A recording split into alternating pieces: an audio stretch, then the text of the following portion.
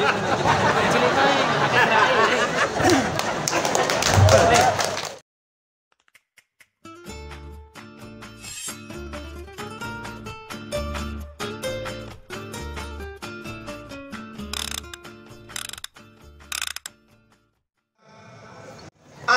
kewajiban secara syar'i menjaga agama Islam. Dan kalimat itu sangat jelas dengan kitab Sulam, sangat jelas dengan kitab Fathul Mu'in. Kalimatipun ngaten, wa awwal wajibin ala kulli mukallafin hifdzu dini. Hifdzu dini, kewajiban yang paling pertama dan paling utama bagi setiap orang akil balik mukallaf seperti kita, menjaga agamanya, pegangan supaya selamat dunia akhirat ya Islam ini. Karena ini pegangan yang akan menyelamatkan kita, maka tentu harus dijaga. Wa awwal wajibin ala kulli mukallafin hifdzu dini, utawi kewajiban yang paling pertama dan utama ala kulli mukallaf, atas setiap orang akil balik, yaitu hifdzu dini, ngrekso njogo agamane. Apa saja aspek yang harus dijaga? Nun sewu, monggo dimerengke. Satu, agama Islam harus tetap utuh. Jangan ada satu ayat pun yang hilang atau diingkari.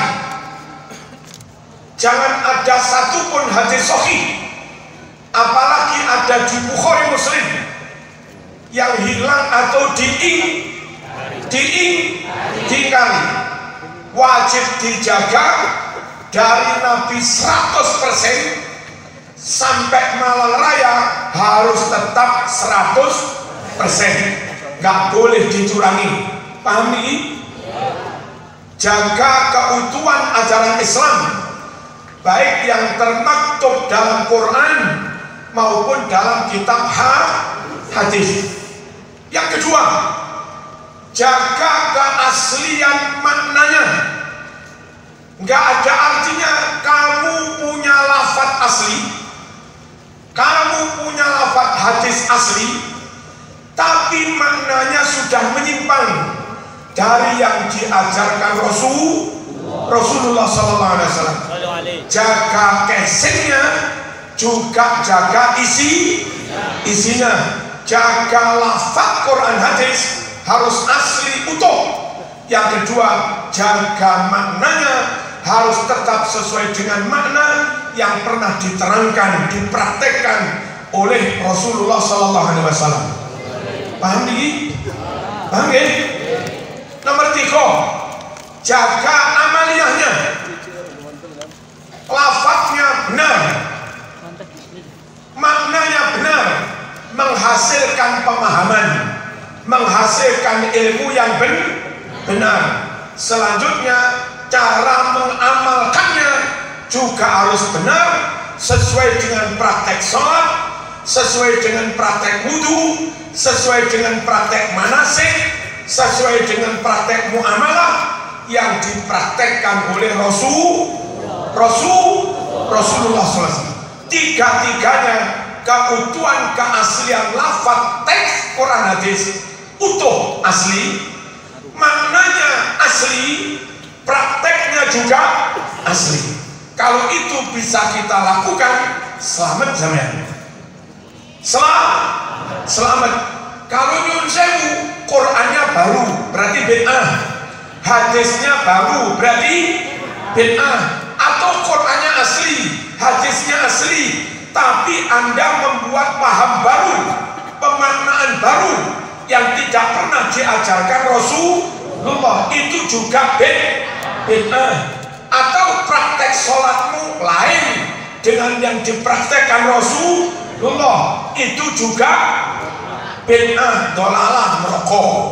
Halo, kullu bid'atin dolalah wa kullu dolalatin finnar. setiap yang bid'ah, pemaknaan gak sama dengan Nabi, praktek agama, ajaran agama, syariat agama gak sama dengan Nabi, namanya bid'ah. Itu sesat dan jurusannya melebu neraka. Penutup dari semuanya itu ada kalimat singkat dari Nabi, hadis riwayat Imam Muslim, man amila amalan laisa alaihi amruna fahuwa raddun. Barang siapa melakukan amal ibadah tidak sesuai dengan perintah Rasul, sujudnya nggak podo, ruku'nya nggak podo, wudu'nya nggak podo, akidahnya nggak podo, melakukan ibadah nggak sesuai dengan yang diperintahkan Rasul, fahuwa raddun, maka orang itu ditolak. Apa ini? Jaga agama, jaga supaya teks Quran hadis tetap utuh dan asli, siap. Jaga supaya teks Quran hadis tetap utuh dan asli, siap. Siap.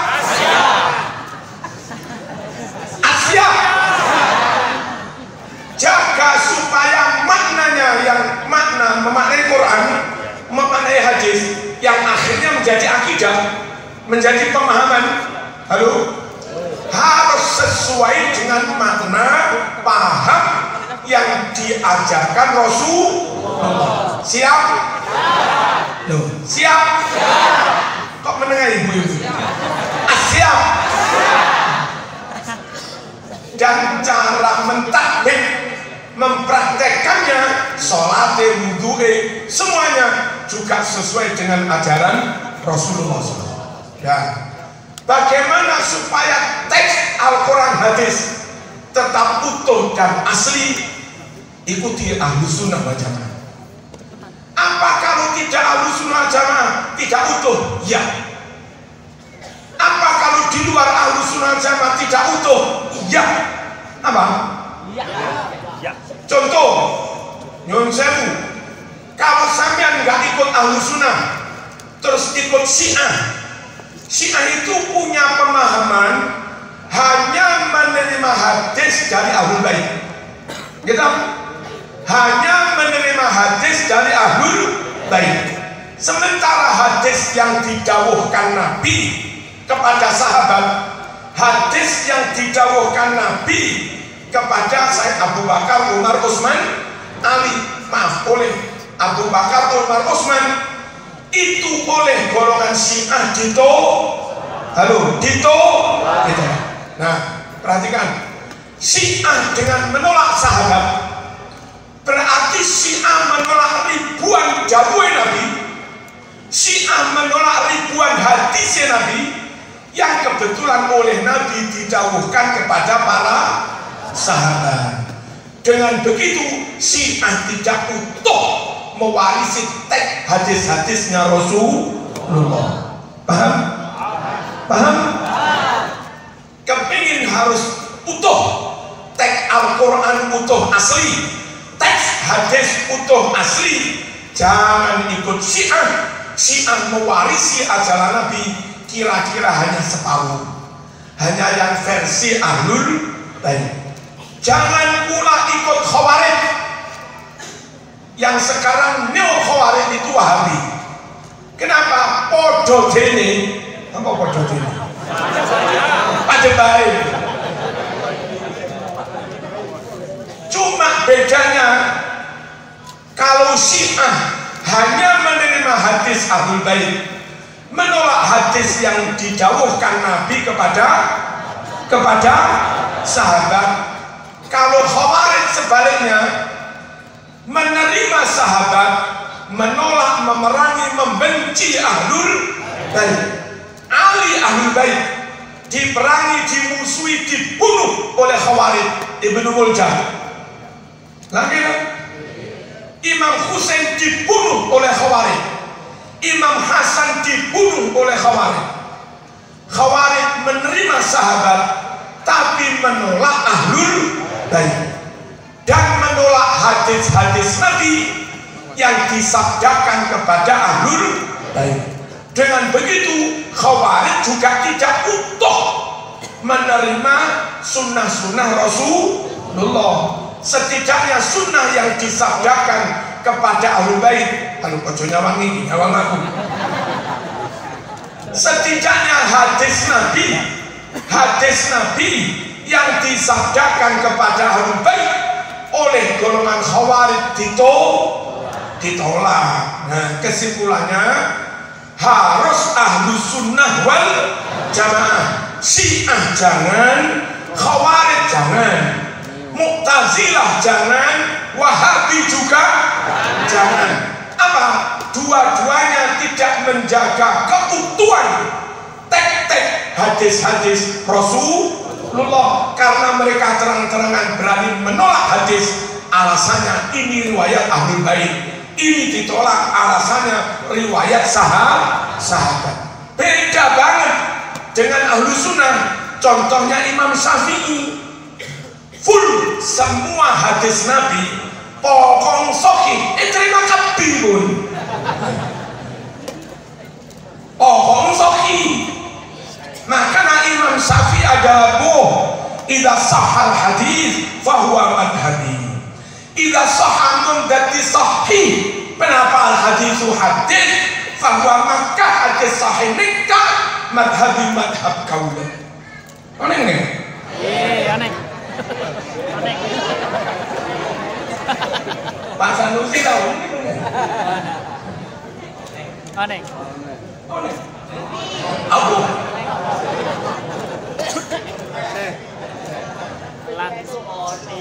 Nyun sewu, saya menggok sedikit. Orang Jawa harus berterima kasih pada orang Madura. Jasanya besar orang Madura. Ada beberapa kalimat Jawa yang hilang, sudah lama nggak dipakai. Itu bangsa Madura merawatnya, memeliharanya, dan tetap bermakna. Contoh, mengerti itu bahasa Jawanya muning. Kalau ada sambutan, mugi-mugi dados kawuningan panjenengan soyo. Apa? Jadi pengertian. Muning itu ngerti.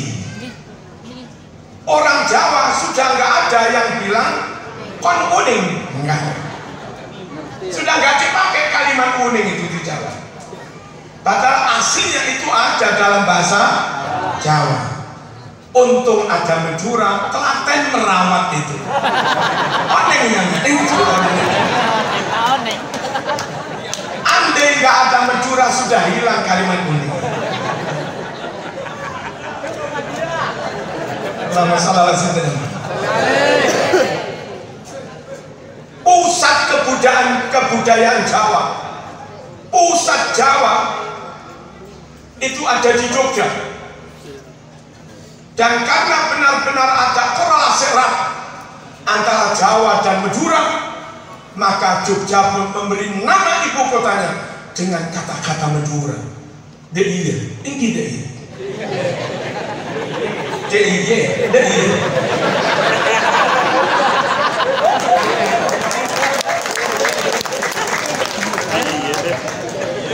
Iya kan? DIY.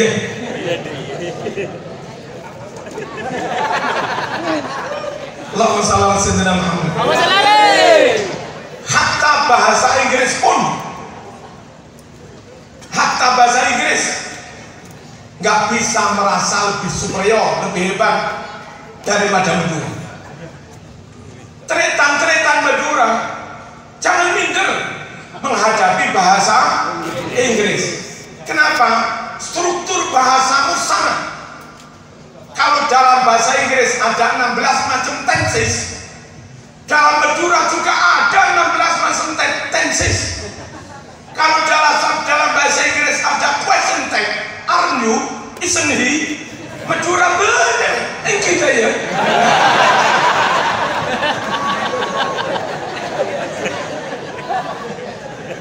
Padat loh. Allahumma shalli ala sayyidina Muhammad.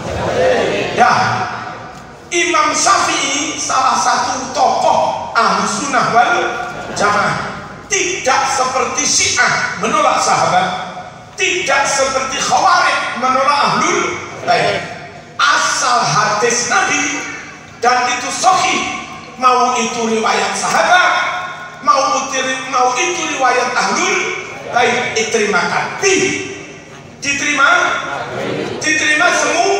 semua. Nggak ada satupun ajaran Nabi yang diingkari oleh Ahlussunnah wal Jamaah. Contoh, Imam Syafi'i mengakses hadis Nabi lewat Imam Malik, menghafalkan kitab Muwatta. Umur 9 tahun hafal Muwatta, hadis kumpulannya Imam Malik. Dari mana Imam Maliki dapat hadis-hadis itu? Dari gurunya Imam Nafi'. Dari mana Imam Nafi' dapat hadis sak kandeli? Segini dulu, kandeli kitab Muwatta. Dari mana Imam Nafi' dapat itu? Dari gurunya Abdullah bin Umar. Ini sahabat, muridnya Kanjeng Nabi. Hadis-hadis yang termaktub dalam kitab Muwatta yang diriwayatkan Imam Malik itu hadis dawe Nabi lewat jalur sahabat. Apa Imam Syafi'i menolak? Halo? Apa Imam Syafi'i menolak? Gara-gara sahabat? Enggak, pokoknya sahih diterima. Imam Syafi'i juga menerima hadis yang tertulis dalam kitab Musnadul Hanafi. Apa? Musnadul Hanafi, hadis koleksi Imam Hanafi. Dari mana Imam Syafi'i dapat? Dari Syekh Abu Yusuf, muridnya Imam Abu Hanifah. Dari mana Imam Hanafi dapat ribuan hadis? Dari gurunya siapa? Imam Ja'far Shadiq. Dari mana dia dapat? Dari abahnya Imam Baqir.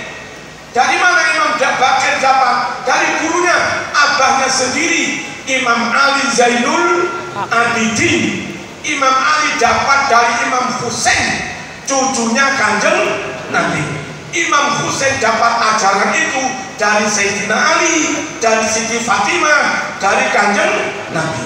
Alhasil hadis yang tertulis dalam kitab Musnadul Hanafi itu hadis riwayat versi Ahlul Bait. Oleh Imam Syafi'i juga diterima.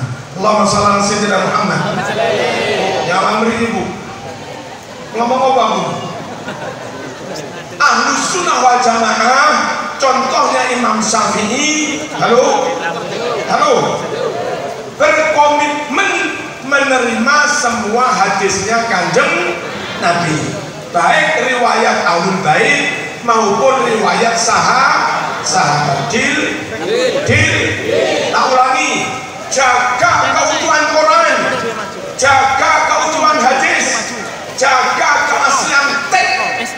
Cara menjaganya supaya nggak ada yang hilang, ikuti prinsip Ahlussunnah wal Jamaah. Nah, yang kedua, jaga makna yang benar. Bagaimana cara mendapat pemaknaan yang benar? Ikuti model pondok pesantren. Gus Fahim dapat pemaknaan yang benar karena ngaji ke abahnya. Halo. Mbah Yai Mustafid dapat pemahaman yang benar karena ngaji dari Mbah Yai Lirboyo. Mbah Yai Madahlan dapat pemahaman Quran hadis yang benar karena ngaji kepada gurunya Ki Lirboyo. Ki Lirboyo dulu ngaji kepada Ki Makhrus Ali. Ki Makhrus ngaji kepada Ki Karim. Ki Karim ngaji kepada Hadratus Syekh Mbah Hasyim Asy'ari. Mbah Hasyim ngaji kepada Syekhona. Syekhona ngaji kepada Imam Nawawi Banten. Ngaji kepada Syekh Mahfud. Syekh Mahfud ngaji kepada Al-Habib As-Sayyid Ahmad Zaini Dahlan. Syekh Ahmad Zaini Dahlan ngaji kepada gurunya Syekh Abu Bakar Sato, pengarang kitab I'anatul Talibin. Halo, ikut Ahlussunnah, ikut NU Kiai NU insya Allah tidak hanya dapat lafaz yang benar, lebih dari itu di samping dapat teks yang benar juga dapat pemahaman yang benar, sebab ono urut-urutane. Halo, dari gurunya gak ngarang dewe gitu loh, terus sambung sampai Kanjeng Nabi. Nyun sewu ibu-ibu fataya, teman gak gatek nih, awas bujuku rabineh kamu tidak ngaji bulan tak dolan yang muka-muka bojomu rabineh,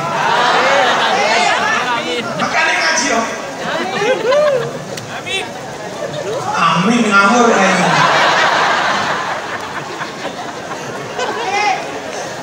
Pisang ikuti menteri. Halo. Apa wis heng? Lah wis heng sampun. Sing saged nggih. Pun bandingkan dengan cara orang di luar NU belajar Quran hadis. Tidak kepada kiai. Di kampus di Brawijaya, di Masjid Raden Patah, di UN, di BDM Al-Hikmah, mahasiswa 5 orang 6 orang pakai hadis terjemah. Siapa enggak? Pakai Quran terjemah, diskusi bareng-bareng, disimpulkan oleh mereka. Dari mana mereka tahu kesimpulan itu sama dengan ajaran Nabi?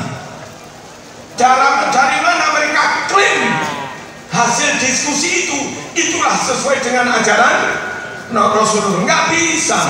Wong di karang-karang dewe disimpul-simpul nih. Beda dengan anak pondok. Mas, Bukhari ini kok kamu maknai seperti itu? Guruku yang ini kok. Guru nih kamu telusuri, iki kok aman ini. Biar guruku yang ini kok. Itu aja sudah. Ilmu harus berurutan, sambung sampai Kanjeng Nabi untuk menjamin keaslian makna. Kalau hanya menjaga keaslian teks, nggak usah berguru beres. Tapi untuk menjaga keaslian makna dan pemahaman harus berguru, sambung sampai Nabi. Itulah sanad yang menjadi prinsip NU. Halo? Laulas sanad laqala man syaa ma syaa. Andai nggak ada kewajiban menyebut sanad, dari mana ini? Kalau nggak ada urut-urutan ilmu, maka orang ate ngomong saenae utile dhewe. Makanya terus ono tafsir nyun sewu aneh-aneh. Nyun sewu. Setelah menyebut ngene paminan nasi. Ngene wadawabi wal an'am mukhtalifun alwanhu kadzalik innama yakhshallah min ibadihi. Moro-moro disimpulkan ini. Jadi yang namanya ulama itu ya siapapun yang takut apa namanya ulama. Itek iso jadi ulama. Ibrek iso jadi les kemeng dong ini. Itu loh oleh-oleh Quran dipahami dewe. Mana ada Nabi turun sahabat turun tabi'i yang menafsiri seperti ini? Nggak ada. Makanya untuk menjaga keaslian paham menurut NU harus berguru. Gurunya juga punya guru. Plus yang kedua, ilmu alatnya lengkap. Jangan berguru pada kiai yang nggak ngerti nahu sorok. Nah, tenang. Jangan berguru pada kiai yang nggak ngerti balaghah. Ma'ani nggak ngerti. Halo. Qarinah lafziyah, qarinah akliyah, nggak ngerti. Apa itu mas? Apa itu? Alaqah mahaliyah, alaqah haliyah, alaqah sababiyah, alaqah zamaniyah. Kita orang sekecil mohon. Nggak ngerti mantek. Namanya nahwu sorob, balaghah, ma'ani, bayan, badi, mantek. Itu ilmu yang sangat penting untuk bisa memahami Quran secara benar. NU harus berguru dan gurunya nggak sembarang guru, tapi guru yang di samping punya urut-urutan ke atas, guru itu full menguasai ilmu alat sampai ilmu tentang asbabun nuzul, ilmu tentang asbabul wurud untuk menjamin kiai ini nggak ngomong sakal kecil. Apa yang didawuhkan bertanggung jawab sesuai dengan ilmu tafsir. Dan alhamdulillah semua kiai NU memenuhi dua syarat itu. Syarat pertama punya sambungan ilmu silsilah sanad. Syarat kedua semua kiai NU ngerti nahwu sorot. Saat ini Bayi Mustafid keduluran. Wes kancaku desane Ismail. Kan rapat saya ketoro kiai. Niki sangi sore kiai, sangi sore ustaz. Tapi tak kon terusne alfiah muni deh. Ini NU, jadi ustadznya alfiah muni. Fulatun lanjut, fulatun fa'alatun fa'ula kasarul amru jawaza itu jadi. Wafailah lazim mubahu fa'ala kafarhin maka jawab takon. Nopo malih ya Mustafid, nopo malih ya Madahlan, nopo malih ya Fadl. Niki ustadzin pun kelemahan teman-teman di luar ahlu sunnah wal jamaah. Satu, nggak punya silsilah guru. Yang kedua, tidak melengkapi diri dengan ilmu Allah. Sehingga pernah ada debat, nggak jadi debat akhirnya. Tengene Sumatera yang pusat industri lah. Batam. Ibu sing kadang nanti film itu, sebelum sing ngarong-ngarong nih mulutan, sebelum. Ono neng amplutan, rojo lemu sing nom jenggot ini. Boleh ono dewe. Jarene dokter ahli hadis. Barang debat mereka, maca hadis niki ngeten. Nikmatul bid'atu hadhihi. Nikmat itu fi'il madhi jamid. Nikmat tak disumpun tak celelek. Dan ketika ketemu al hurrika bil kasri, gitu, mestinya diharokati kasroh. Nikmatil bid'atu, sebaik-baik bid'ah. Dadang itu wis dokter Al Madinah jere. Macane nikmatul bid'atu.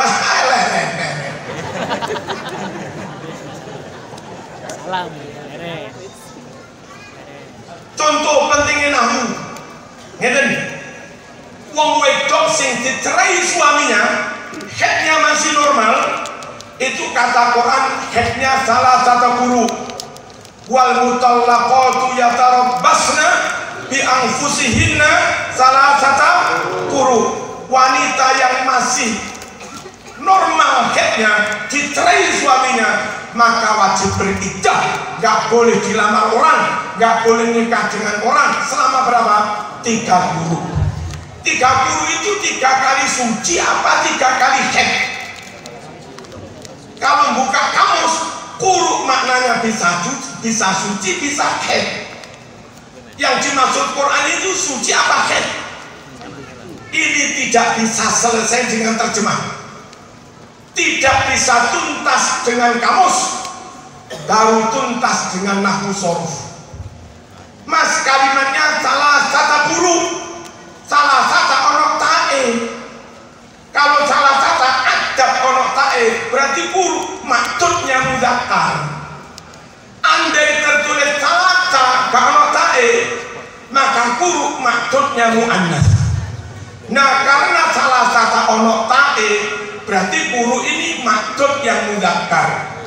Guru yang mudzakkar itu guru bermakna tuhrin, bukan guru bermakna haidotin. Kalau guru kamu maknai haidotin, jadi muannas. Kalau jadi muannas mestinya salasa, bukan salah satu. Lo terus lek ngaji tafsir gak ngerti nahwu terus ya opo.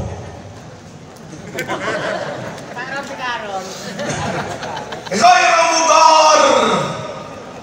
Mudhar itu orang yang membahayakan atau orang yang menerima dampak bahaya dari orang lain.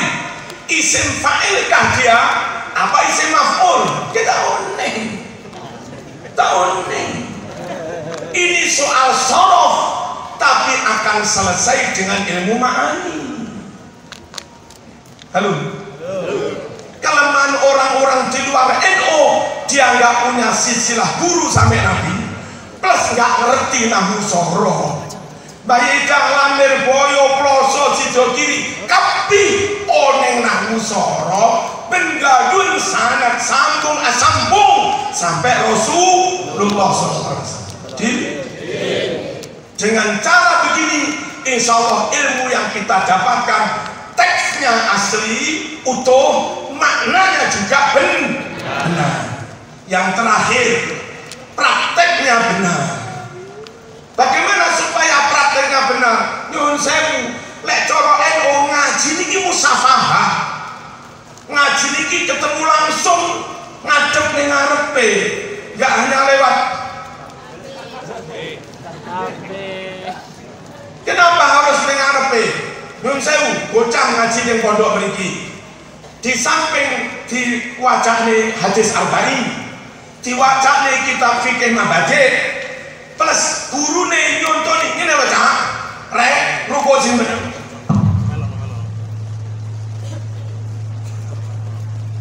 Murid 40 nyawang kabeh. Kopiahe aja ngene. Nutupi bathuk lek sujud. Ngene. Terus tahiyat sawang aku ngene, gak ngene-ngene. Tajwid ismam latak mauna mencucune samono, sawang lambeku. Latak mauna. Itu murid bisa praktek dengan benar, sujud benar. Sujud kok cuma tantang ke melanang ngene. Murid akan mendapat contoh praktek yang benar kalau dia pernah ngaji langsung kepada guru. Nah di NU boleh ngurungokne medsos, tapi sekedar untuk tambah wawasan.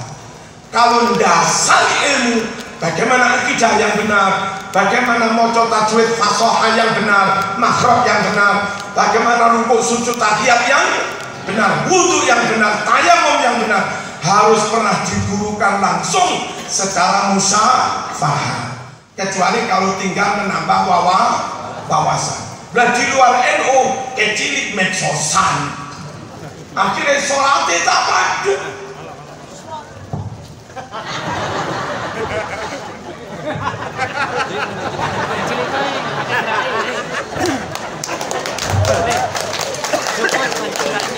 Karang-karang dhewe hadis diwaca-waca dhewe, dikarang-karang dhewe, dikira-kira dhewe. Kalau NU enggak, Mas kenapa begitu? Guruku ini pernah berburu.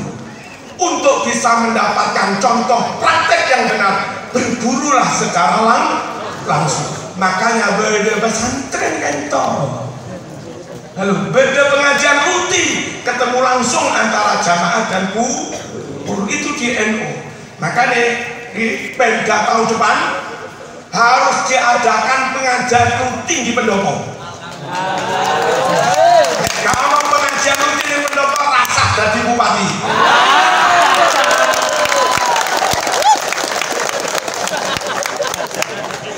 Kenapa?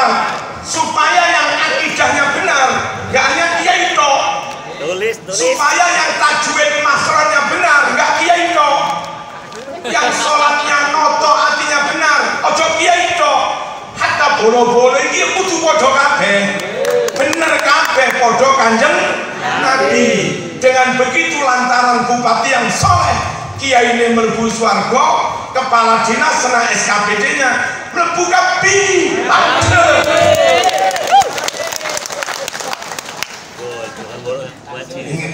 Monggo apa harus ada pengajian rutin. Allahumma shalli ala sayyidina Muhammad. Ngerti ya? Jadi kenapa sih sudah ada medsos di NU kok masih ada ketemu langsung? Ada medsos, kenapa mesti mondok langsung? Loh beda Mas. Medsos ini gak duwe lambe. Maca ismam mencucu, HP-ne gak iso mencucu.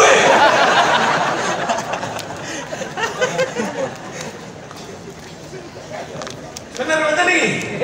Nah, makanya lek cara NU untuk mendapatkan lafaz teks Quran Quran hadis yang utuh, ikutlah Ahlus Sunnah wal Jamaah yang dari dulu nggak pernah mengurangi mencurangi lafaz hadis.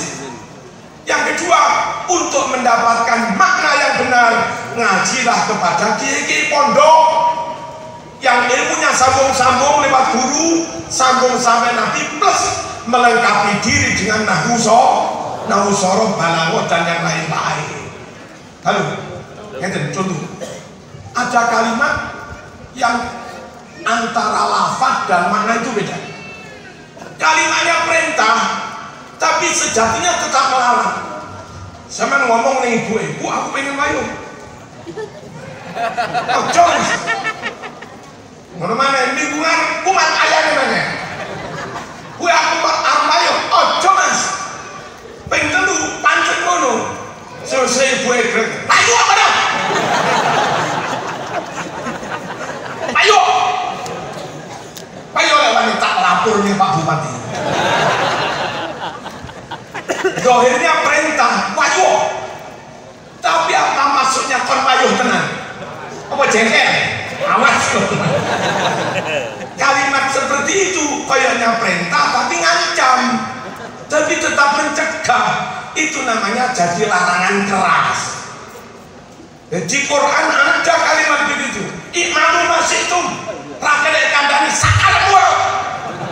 Dan sepon, nyung sepon.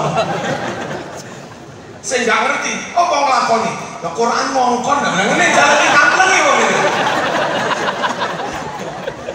ini loh, oleh kang ngerti nahu. Makanya kudu manut kiai pondok, baik itu pesantren.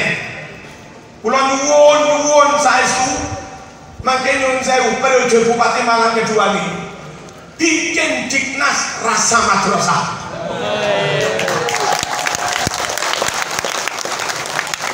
Saiki lho kata wong tua nyambut gawe ning pabrik bapak ibu ini. Kepingin wong tua sekali masuk SD, all in kemana? Matematika dapat, fisika dapat, umum dapat, tajwid dapat, apal yasin, iso tahlilan ngoten niku. Halo. Tranten wong tua wis enggak sanggup nunggu anak loro-loro nyambut gawe teng pabrik. Nah makanya kadang-kadang teng kampung lek ini SD-ne kalah pun di banyak tempat itu suwe-suwe SD-ne merger gulung-gulung di lek kepengin SD gak mati gampang bikin SD rasa madrasah ancen mereknya brandingnya SD negeri tapi isuk sholat duha jamaah. Bener mas? Halo? Hari Jumat istighosah dhisik 5 atau 10 menit sebelum pelajaran dimulai maca surat-surat pendek bareng-bareng terus itu jadi kebiasaan sehari. Mulangi adab guru rawuh dhisik begitu murid padha teko guru-guru teng halaman teng sanding apa pintu arek-arek sungkem kabeh belajar adab dibiasakan selama SD 6 tahun. Tamat SD kayak begitu nggak beda dengan MI. Tamat MI apal yasin, tamat SDN apal yasin. Halo. Tamat MI sergap jamaah, tamat SDN sergap jamaah. Jangan beda nih Bupati NU karo nggak NU. Sebelum pulang sholat zuhur jamaah SD. Mungkin dianggarkan SD mana sing musolane kecilian ndang digedekne. Duwe akeh ae. Bikin SD rasa madrasah. Kalau SDM-nya kurang mumpuni karena guru SD akeh sing awam, umum kerjasama dengan pesantren. Kenal lho? Siapa orang pesantren ini? Mungkin NU Kabupaten Malang sama Sambati kami butuh guru tajwid sejumlah 2.000 dibagi ke SD sekabupaten Malang. Piye NU ini? Ada PKP loh. Siap.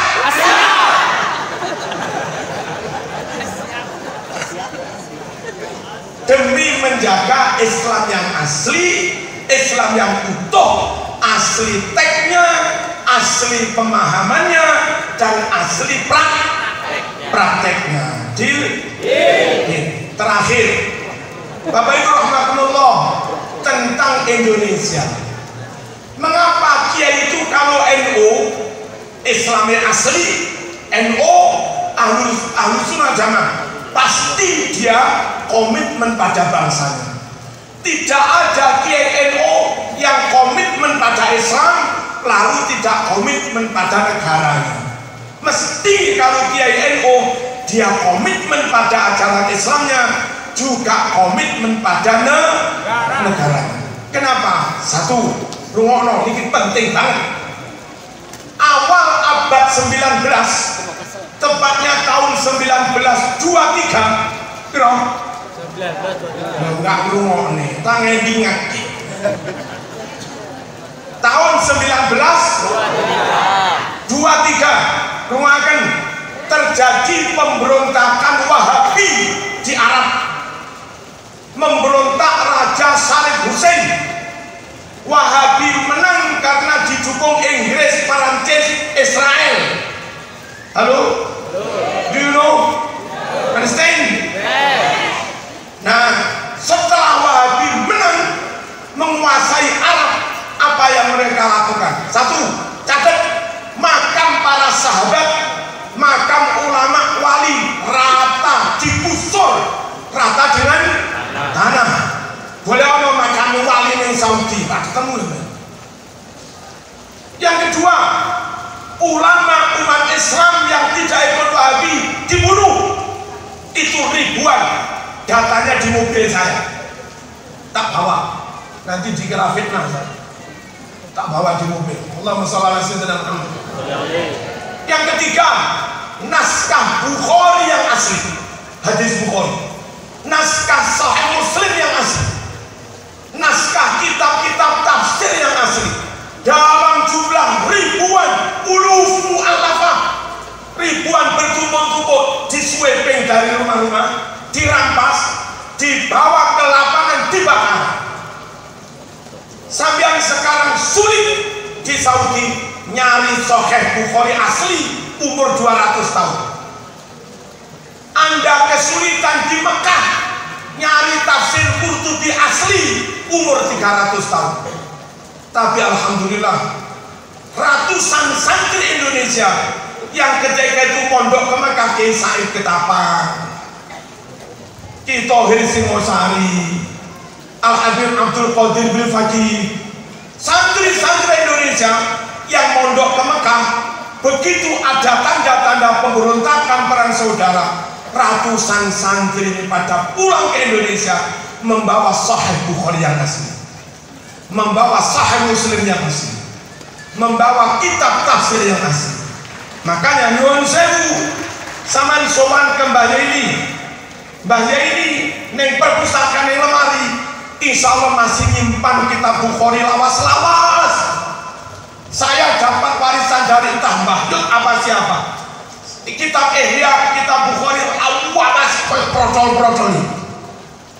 Pondok Sidogiri, Pondok Lasem, Pondok Sarang masih punya Sahih Bukhari umur 200 tahun lebih. Apa itu artinya? Negeri ini tempat Allah menyelamatkan Sahih Bukhari yang asli. Paham? Di negeri ini Allah selamatkan teks tafsir Qurtubi yang asli. Allah selamatkan teks kitab Ihya Ulumuddin yang asli. Makanya banyak pondok-pondok sepuh masih mengkoleksi kitab umurnya ratusan tahun. Yang itu di Arab sudah sulit karena dulu dibakar. Negeri ini harus dijaga. Komitmen kita menjaga keaslian dan keutuhan ajaran Islam. Alhamdulillah kitab yang asli oleh santri diselamatkan, bawa ke Indonesia dan sampai sekarang aman. Rumusnya asal NKRI aman, aman pula kitab-kitab itu. NKRI dijaga, terjaga pula kitab-kitab itu. NKRI bubar, habis juga kitab-kitab itu. Sekiranya kita wajib menjaga naskah Bukhari yang asli, sekiranya kita wajib menjaga naskah Muslim yang asli, jagalah keutuhan negara Republik Indonesia. Deal? Deal. Makanya NU mesti NKRI. Merdeka. Merdeka. Awas lah sama wong NU. Mekul oh bar ngono to. Merdeka moh. Iku cucu NU ngawur ae. Wong NU Allahu Akbar. Yes. Simbol Islam.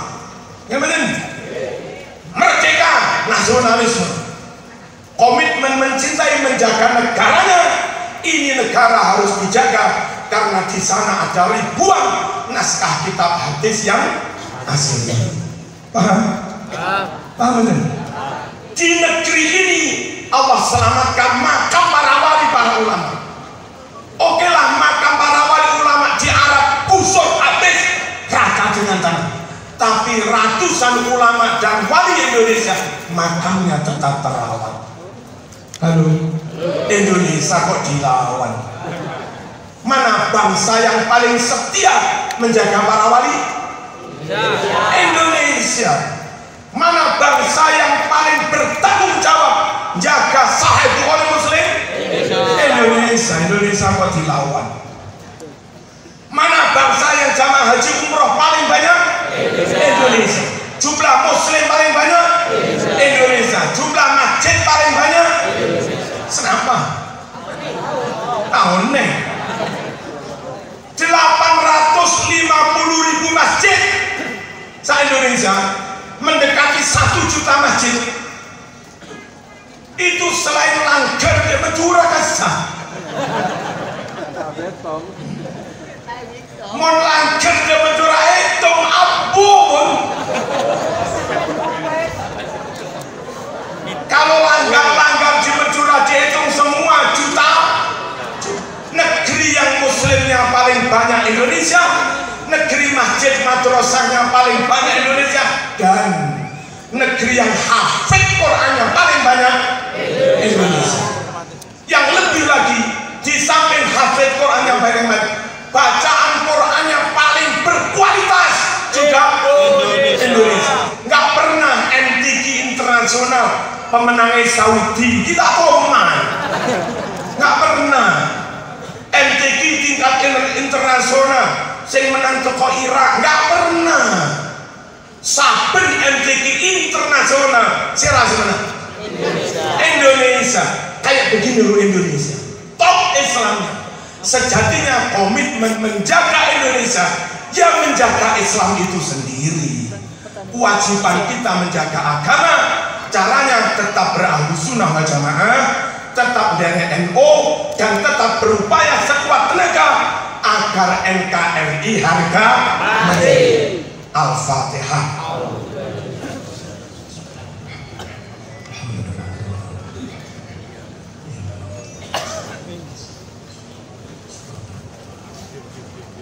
Pulau nilainya Ambas Sanusi 1, pengajian rutin neng Pemda. Awas lah berarti. Oke. Nomor 2, meningkatkan SD-nya, di samping ditingkatkan kualitas akademiknya, mohon akhlaknya, agamanya juga ditingkatkan. Kalaupun guru-guru kurang mumpuni lantaran orang umum, bisa kerjasama dengan pesantren. Lek pesantren malah nggak gelem tak cucuk ilmu paman. Wassalamualaikum warahmatullahi wabarakatuh. Waalaikumsalam.